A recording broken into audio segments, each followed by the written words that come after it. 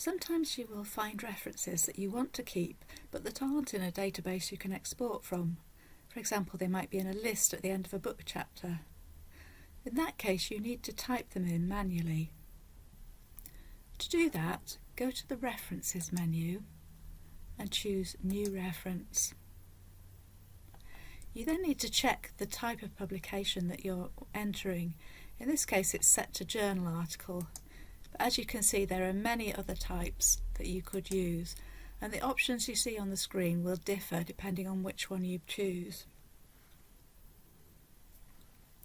I'm just going to type in some random information.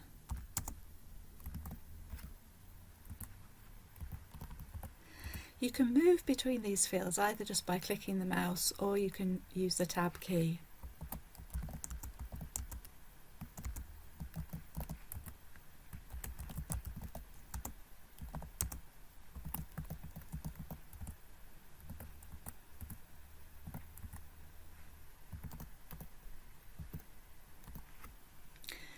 You need to think which of these you would use in an actual reference.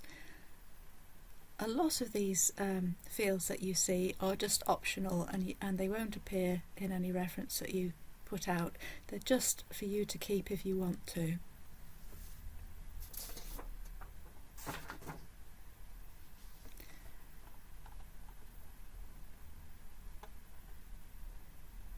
This Research Notes field can be useful because you can type things about what you've read, so anything you want to remember, or your comments on the article, or whatever.